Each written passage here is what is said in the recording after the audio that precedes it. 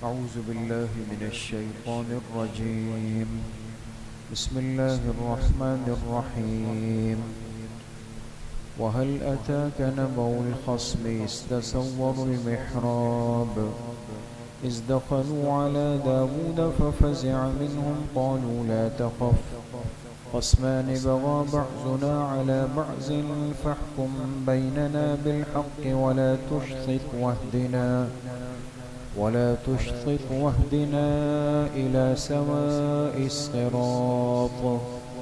إن هذا أخي له 99 نعجة ولي نعجة واحدة فقال أكفلنيها وعزني في الخطاب.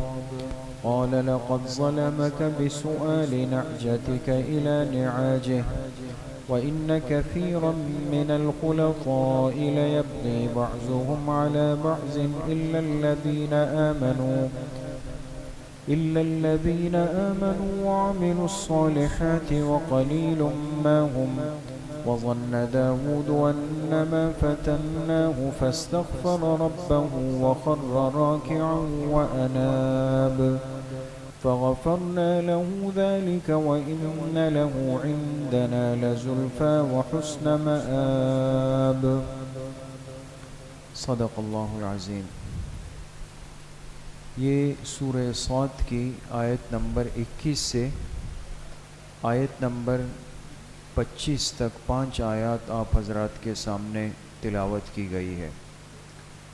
اور سب سے پہلے یہ بات سمجھ لیں، اس میں آیت نمبر 24 جو ہے وہ آیت سجدہ ہے، اور آیت سجدہ کی تلاوت کرنے سے یا اس کو سننے سے سجدہ تلاوت ذمے پر واجب ہو جاتا ہے. لہٰذا جن احباب تک اس آیت کی آواز گئی ہے اور انہوں نے سنا ہے تو ان پر ایک مرتبہ سجدہ تلاوت کرنا واجب ہو چکا. یہ سورہ صاد چل رہی ہے اور پچھلی آیات میں اللہ تعالیٰ نے اپنے جلیل القدر پیغمبر حضرت داؤد علیہ السلام کا تذکرہ فرمایا، اور ان کا تذکرہ فرمایا اس مقصد سے کہ اپنے آخری پیغمبر محبوب کائنات جناب رسول اللہ صلی اللہ علیہ وسلم کو تسلی دینا مقصود تھی.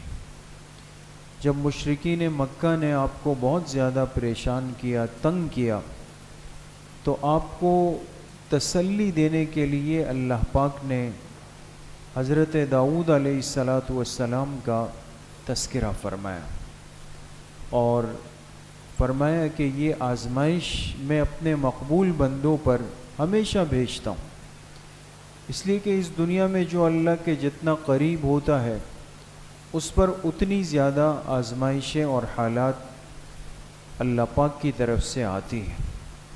اس لیے کہ صرف دعوے کی چیز تو نہیں ہے.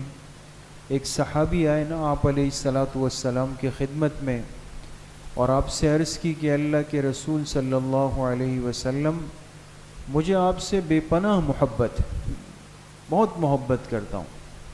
تو آپ نے فرمایا اگر تم اپنی بات میں سچے ہو تو پھر آزمائشوں کے لیے تیار رہو. مقصد یہ صرف زبانی دعویٰ نہیں، اگر بندہ حقیقت میں محبت کرتا ہے اور اس کا عشق، اس کی محبت سچی ہے، تو وہ اللہ پاک کی طرف سے پھر ان آزمائشوں میں اور حالات میں وہ ضرور آ جاتا ہے، لیکن اللہ کی ناراضگی سے محفوظ رہتا ہے. تو حضرت داؤد علیہ السلام کا تذکرہ کیا بطور مثال اور تسلی کے کہ وہ بھی ایک آزمائش میں آ گئے اللہ پاک کی طرف سے، اور لیکن اللہ کے محبوب بندوں کی پہچان یہ ہے کہ یہ ہر حال میں رجوع اللہ کی طرف کرتے ہیں. خوشی ہو تب بھی اللہ کی طرف رجوع، کوئی آزمائش ہو تب بھی اللہ پاک کی طرف رجوع. تو انہوں نے بھی رجوع اللہ پاک کی طرف کیا. تو آپ علیہ السلام کو تسلی دی کہ یہ تو حالات ہیں، ان رشتہ داروں نے، قریش مکہ نے، مشرکین مکہ نے آپ کو ستایا ہے، تنگ کیا ہے، تکلیفیں دی ہے، آپ ان ساری باتوں سے دل برداشتہ نہ ہو، بلکہ ہر وقت رجوع میری ذات کی طرف رکھیں، تو آپ کے لیے ان باتوں کو برداشت کرنا آسان ہوگا۔ آج کی ان آیات میں بھی اللہ پاک نے حضرت داؤد علیہ السلام پر جو ایک آزمائش کی شکل بنی اس کو ذکر کیا۔ ان آیات کا ترجمہ ہے وَهَلْ أَتَاكَ نَبَأُ الْخَصْمِ، اور کیا آپ تک خبر پہنچی ہے دو مقدمہ لے کر آنے والوں کی۔ خصم کہتے ہیں جو اپنا مقدمہ فیصلہ کسی کے پاس لے کر جائے۔ کیا آپ تک خبر پہنچی ہے دو مقدمہ لڑنے والوں کی؟ اس تصور المحراب، جب وہ عبادت خانے کی دیوار پھلانگ کر اندر داخل ہوئے۔ حضرت داؤد علیہ السلام نے عبادت خانہ بنایا تھا جہاں وہ اللہ پاک کو یاد کرتے تھے۔ یہ دو افراد اس کی دیوار پھاند کر اندر آ گئے۔ اذ دخلوا علی داؤد، جب یہ لوگ داؤد علیہ السلام کے پاس اچانک داخل ہوئے، ففزع منہم، تو وہ ان کو اچانک دیکھ کر گھبرا گئے۔ قالوا، تو وہ کہنے لگے لا تخف، آپ نہ گھبرائیں، ہمیں دیکھ کر نہ گھبرائیں، خصمانے، ہم تو دو آپس میں الجھنے والے ہیں، ہم دونوں میں کچھ اختلاف ہوا ہے، اور اختلاف کی شکل یہ ہے کہ بغا بعضنا علی بعض، کہ ایک نے دوسرے پر کچھ زیادتی کی ہے۔ فاحکم بیننا بالحق، لہٰذا آپ ہمارے درمیان انصاف کے ساتھ فیصلہ فرما دیجیے۔ ولا تشتت، اور سختی کا معاملہ مت کیجیے۔ واہدنا الی سواء الصراط، اور ہماری رہنمائی فرما دیجیے سیدھے راستے کی طرف۔ ان ھذا اخی، اب تفصیل مقدمہ، کیا مسئلہ تھا، کس بات پہ لڑ رہے تھے؟ اب ان میں سے ایک ہی بول رہا ہے، کہنے لگا ان ھذا اخی، بے شک یہ میرا بھائی ہے، لہو 99 نعجہ، میرے اس بھائی کے پاس 99 دمبیاں ہیں۔ دمبا ہوتا ہے نا، دمبا جانتے ہیں دوستو؟ دمبا مذکر ہے، اس کی مؤنث دمبی ہے۔ جیسے بکرا مذکر ہے، اس کی مؤنث کیا ہے؟ بکری ہے۔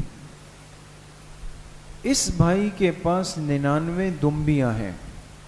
ولی نعجۃ واحدہ، اور میری ملکیت میں ایک دمبی ہے۔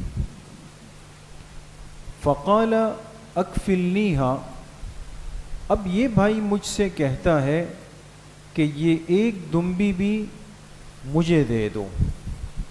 کون سا بھائی؟ جس کے پاس 99 ہے، یہ مجھے یعنی ایک دمبی والے سے کہتا ہے کہ یہ ایک بھی میری دمبیوں میں شامل کر دو۔ وعزنی فی الخطاب، اور بات چیت میں مجھ پر غالب آتا ہے، دباؤ بھی ڈالتا ہے، زوراور ہے۔ جب اس ایک نے اپنی بات ختم کی، قالا، تو حضرت داؤد علیہ السلام نے فرمایا لقد ظلمک بسؤال نعجتک الی نعاجہ، اس تیرے بھائی نے تجھ پہ ظلم کیا کہ تیری دمبی کو اپنی دمبیوں میں ملانے کا مطالبہ کیا، اس نے تجھ پہ ظلم کیا۔ وَإِنَّ كَثِيرًا مِّنَ الْخُلَطَاءِ لَيَبْغِي بَعْضُهُمْ عَلَى بَعْضٍ، اور بے شک اس دنیا میں بہت سارے ایسے شرکاء ہوتے ہیں جو ایک دوسرے پر ظلم زیادتی کرتے ہیں۔ شراکت دار ایک دوسرے پر زیادتی کرتے ہیں، إِلَّا الَّذِينَ آمَنُوا، ہاں سوائے ان کاروباری شراکت داروں کے کہ جو ایمان لائے، وعملوا الصالحات، اور نیک اعمال کیے۔ اور آگے کہا وقلیل ما ہم، لیکن ایسے لوگ بہت تھوڑے سے، بہت کم ہے۔ وظن داود انما فتناہ، اب داؤد علیہ السلام نے جب یہ تبصرہ کیا نا ایک کی بات سن کر، تو فوراً ان کو گمان ہو گیا، سمجھ آ گئی کہ انما فتناہ، کہ ہم نے تو انہیں آزما لیا، آزمائش میں ڈال دیا۔ فاستغفر ربہ، فوراً اپنے رب سے استغفار کرنے لگے. وخر راکعا واناب، اور جھک گئے رکوع کے اندر، جھک گئے رکوع میں. واناب، اور اللہ کی طرف متوجہ ہو گئے. فغفرنا له ذالک، بس ہم نے بھی ان کی اس کمزوری کو درگزر کر دیا، معاف کر دیا. وَإِنَّ لَهُ عِندَنَا لَزُلْفَىٰ، اور بے شک ہمارے ہاں ان کے لیے، حضرت داؤد علیہ السلام کے لیے، لَزُلْفَىٰ، ایک خاص مرتبہ ہے. وَحُسْنَ مآب، اور بہترین ٹھکانہ. یہ وہ پوری آیات ہیں، 5 آیتیں ہیں جو اللہ پاک نے ایک بطور نمونہ اور مثال کے پیش کی، اور ان کے ذریعے سے جناب نبی کریم صلی اللہ علیہ وسلم کو تسلی دی کہ آزمائشیں اس دنیا میں اللہ کے محبوب بندوں پر آتی ہیں، ان کی زندگی کا حصہ ہے. اب یہ آیات تھوڑی سی سمجھنا ضروری ہے. ان آیات میں جیسے ترجمے سے آپ نے اندازہ لگایا ہوگا کہ حضرت داؤد علیہ السلام کے ساتھ کچھ ایسا معاملہ پیش آیا کہ 2 آدمی اچانک آ گئے اور ان سے بات چیت کی. وہ گھبرا بھی گئے، پھر ان کی بات سنی، پھر اس پہ تبصرہ بھی کیا. تبصرے کے فوراً بعد کہنے لگے اوہ یہ تو اللہ نے مجھے آزما لیا. بات سمجھ گئے دوست؟ سب سے پہلی بات تو یہ سمجھ لیں کہ حضرت داؤد علیہ السلام ان پیغمبروں میں سے ہیں کہ جن کی عبادت اور رجوع الی اللہ وہ انتہائی اعلیٰ درجے کی. اس لیے خود آپ علیہ الصلاۃ والسلام نے بھی فرمایا کہ مجھے عبادت میں سب سے محبوب طریقہ وہ حضرت داؤد علیہ السلام کی عبادت کا طریقہ ہے.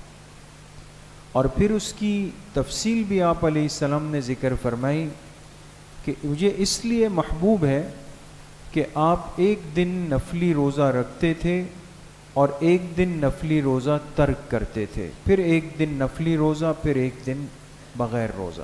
اس ترتیب کے ساتھ زندگی گزارتے تھے. بات سمجھ؟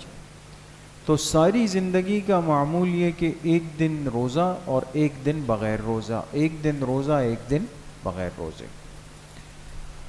اور دوسری بات یہ فرمائی کہ آپ نے اپنی رات کو تقسیم فرمایا تھا 3 حصوں کے اندر. 3 حصوں میں آپ نے تقسیم فرمایا تھا اس طریقے سے کہ آدھی رات تک عبادت فرمایا کرتے تھے اور پھر 1/3 رات میں آرام فرما لیا کرتے تھے، اور پھر بالکل جو آخری حصہ تھا اس میں پھر کھڑے ہو کر عبادت فرمایا کرتے. بات سمجھ گئے؟ تو گویا پوری رات 3 حصوں میں تقسیم ہو گئی. اس میں سے آدھا حصہ تو عبادت کا ہوتا، پھر آدھے حصے کے بعد جو باقی آدھا حصہ تھا تو اس میں سے 1/3 حصے کو آرام کے لیے، پھر مابقیہ حصہ جو فجر کے وقت سے جڑا ہوا ہے اس میں پھر عبادت فرمایا کرتے. تو یہ جو رات کی تقسیم تھی آپ علیہ السلام نے اس کو بھی پسند فرمایا کہ یہ قابل تعریف عبادت کا ایک ذریعہ تھا.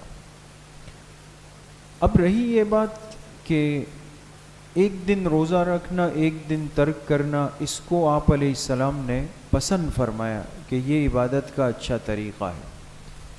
اس پر مفسرین نے لکھا کہ اگر کوئی شخص روز نفلی روزہ رکھے، اتنی طاقت رکھتا ہو کہ وہ روزانہ نفلی روزہ رکھے سوائے ان ایام کے جن میں نفلی روزہ رکھنا منع ہے، اور وہ ایام کل کتنے ہیں؟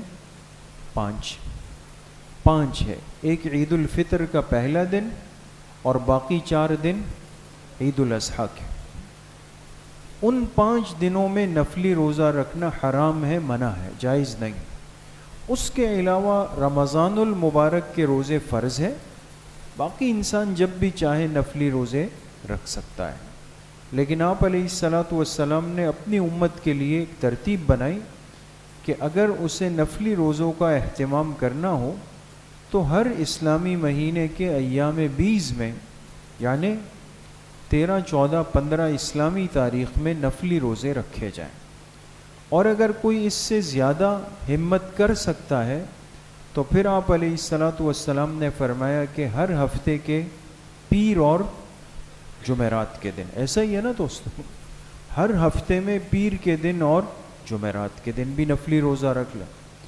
تو ایک صحابی نے عرض کی کہ اللہ کے رسول صلی اللہ علیہ وسلم، اگر میرے پاس اس سے بھی زیادہ کی طاقت ہو، میں ایام بیس بھی رکھ سکتا ہوں، پیر جمعرات بھی رکھ سکتا ہوں، پھر بھی اور بھی، تو آپ علیہ السلام نے فرمایا پھر تمہیں چاہیے کہ تم صوم داؤد رکھو، داؤد علیہ السلام والے روزے، اور اس کا طریقہ کیا ہے کہ ایک دن نفلی روزہ اور ایک دن ترک کرو، ایک دن روزہ اور ایک دن ترک کرو۔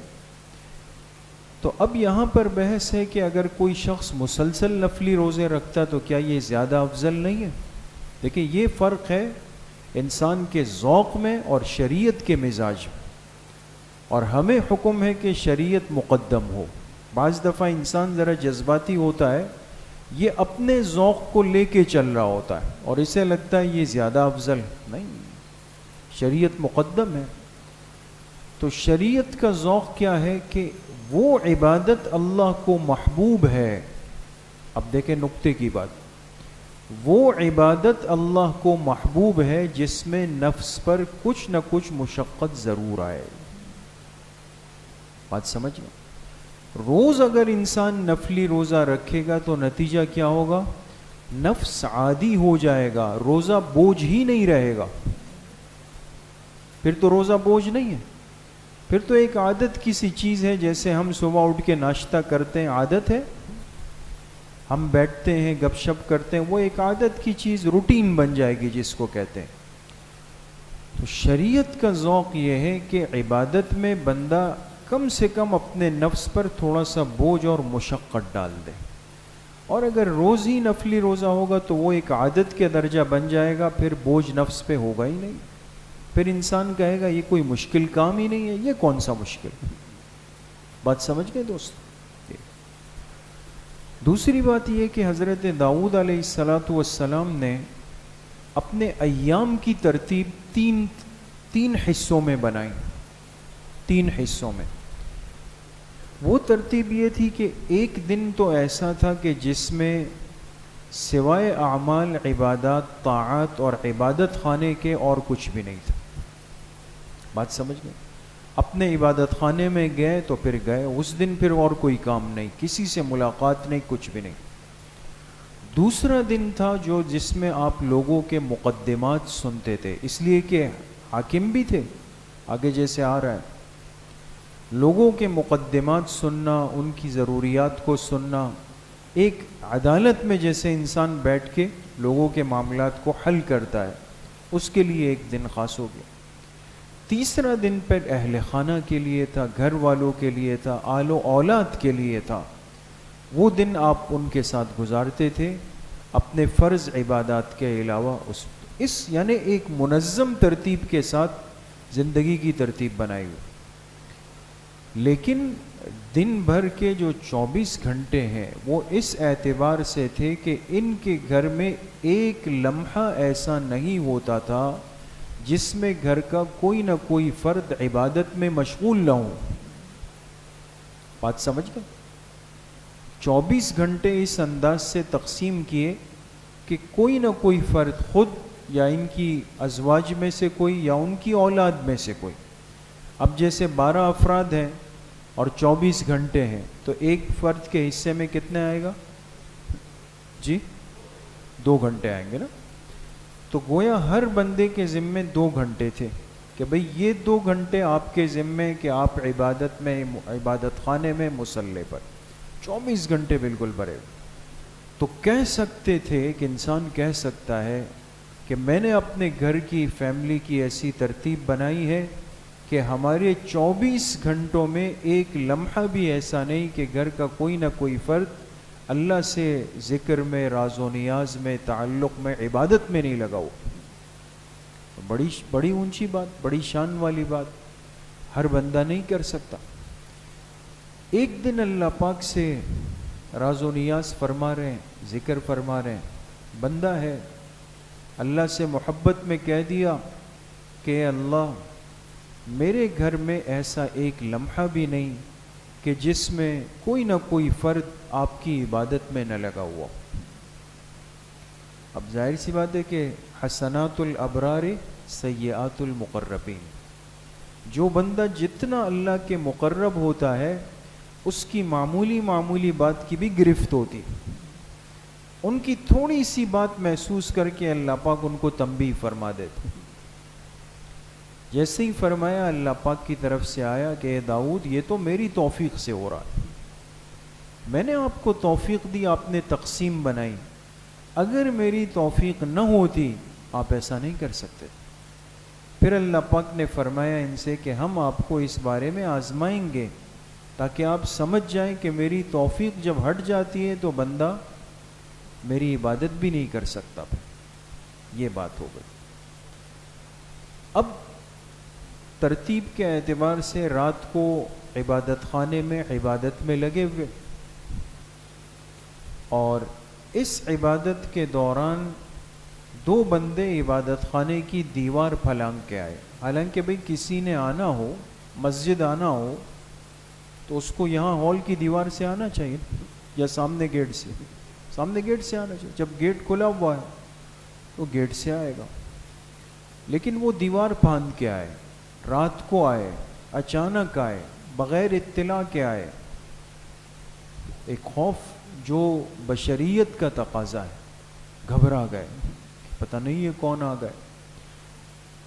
اور اس گھبراہٹ کو دیکھ کر انہوں نے پہلے تو ان کو تسلی دی کہ لا تخف، آپ گھبرائیں نہیں، ہم کوئی نقصان پہنچانے والے لوگ نہیں ہیں، تکلیف دینے والے لوگ نہیں ہیں، بلکہ ہم تو دو مقدمہ باز ہیں، اپنے اپنے حصے کا معاملہ لے کر آپ کے پاس آئے ہیں تاکہ آپ ہماری تھوڑی سی بات سن لیں اور آپ ہمارے مابین جو ہے وہ فیصلہ فرما دیں.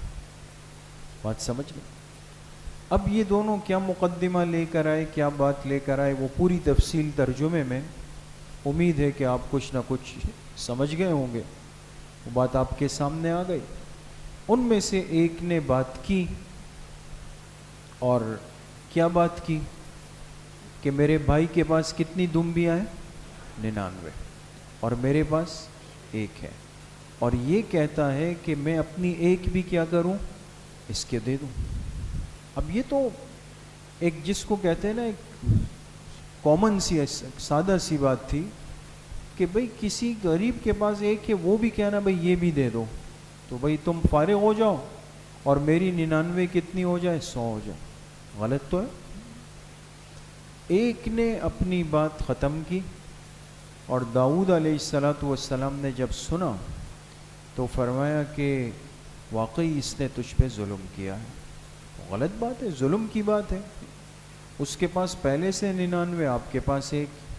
اور پھر کہا کہ یہ اکثر و بیشتر ایسا ہوتا ہے کہ جب بھی دو آدمی شراکت دار پارٹنر بن جاتے ہیں تو ان میں سے جو زوراور ہوتا ہے وہ دوسرے کے ساتھ ظلم و زیادتی کر جاتا ہے. یہ تبصرہ کیا. لیکن اس کے فوراً بعد جو قرآن کریم کہہ رہا ہے کہ یہ جملہ جیسے ہی کہا، فوراً داؤد علیہ السلام نے فرمایا کہ انما فتنہ ہو. اللہ پاک فرماتے فوراً سمجھ گئے کہ ہم نے تو ان کو آزما لیا، ہم نے تو ان کو آزمائش میں ڈال دیا. اور فوراً اللہ سے استغفار کی اور اللہ پاک کی طرف رجوع کر لیا. اب میرے عزیزوں، دوستوں، بزرگوں، سمجھنے کی بات یہ ہے کہ آزمائش کیا ہوئی. یعنی یہ جو ساری بات ہمارے سامنے آئی، دو آدمی آئے، بات کی، حضرت داؤد علیہ السلام نے اس ظالم کے بارے میں کہا کہ غلط کر رہا ہے، اور ایسے لوگ ہوتے ہیں جو ظلم کرتے ہیں. ان باتوں میں وہ کون سی ایسی بات ہوئی ہے کہ داؤد علیہ السلام کو فوراً احساس ہوا کہ وہ اللہ نے مجھے آزما لیا؟ بات سمجھ گئے دوست؟ سمجھ میں آ گئی نا؟ یہ چیز تھوڑی سی یہاں قابل غور ہے، اور انشاءاللہ اس کو کل کے درس میں اللہ پاک مجھے بھی آپ سب کو صحیح عمل کی توفیق نصیب فرمائے. باقی ہفتے کے دن جو ہماری اصلاحی مجالس ہوتی ہے، یعنی مستورات کی، طلبہ کی، عصر کے بعد عام ساتھیوں کی مسجد میں، تو بارش کی وجہ سے، مصروفیات کی وجہ سے کل یہ مجالس کل نہیں ہوگی، انشاءاللہ آئندہ ہفتے کو۔ الحمدللہ رب العالمین۔